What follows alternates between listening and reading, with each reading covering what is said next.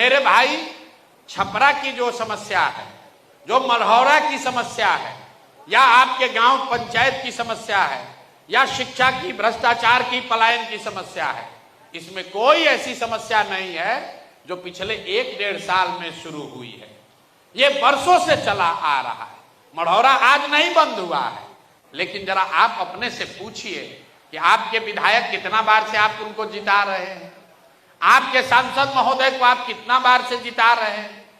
आप तुरंत कहिएगा भैया 2 बार, 3 बार, 4 बार। अरे भाई, तो एक और आप कह रहे हो कि मढ़ौरा में चीनी मिल चालू कीजिएगा तब वोट देंगे, और 4 बार से उसको जिता रहे हो जो मढ़ौरा मिल चालू करना तो छोड़िए, वहां जमीन खरीद बिक्री करके बेच दिया। दोनों बात कैसे होगा रे भाई? भाई साहब कह रहे सामान्य आदमी को दीजिए, डॉक्टर साहब है उनसे भेंटे नहीं हो रहा है। डॉक्टर साहब कितना बार से जीत रहे हैं, उनको वोट 2 बार से 10 वर्ष हो गया। वोट उनको पंजाब के आदमी ने नहीं दिया, उनको लुधियाना के आदमी ने आकर वोट नहीं दिया है, वोट आपने, हमने दिया है। तब काहे शिकायत करते हैं? वोटों दीजिएगा और शिकायतों कीजिएगा। लोग तुरंत कहता है भैया हमारे पास विकल्प नहीं था। यहां पर बैठे हुए जितने लोग हैं पूछेंगे भैया अपने सांसद को, महाराजगंज छपरा के सांसद को 3-3 बार से काहे जिता रहे हो? काम नहीं किए हरा देते। तो तुरंत आदमी कहता है भैया विकल्प नहीं था। आप जरा बताइए, सब लोग तो पढ़े लिखे लोग हैं, ईवीएम पर इस बार यहां नोटा था कि नहीं था? नोटा था कि नहीं था? आदमी कहता है भैया नोटा पर वोट देंगे, वोट बर्बाद हो जाएगा।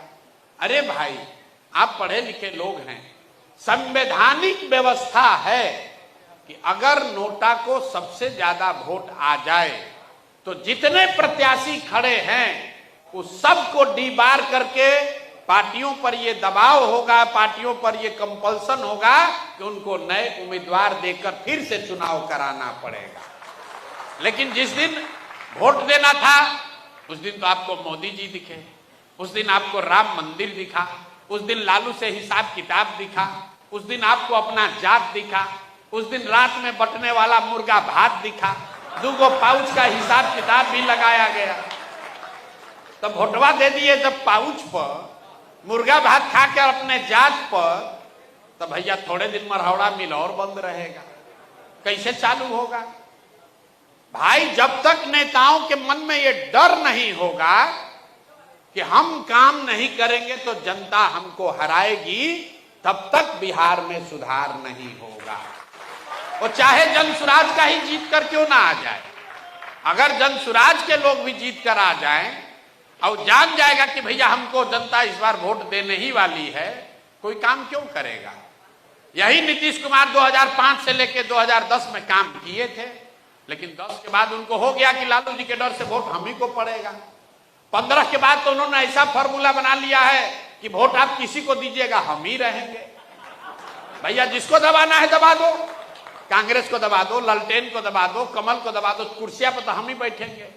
तो उत्तरोत्तर काम करना बंद कर दिया उन्होंने। मालूम है चीफ मिनिस्टर हम ही रहेंगे।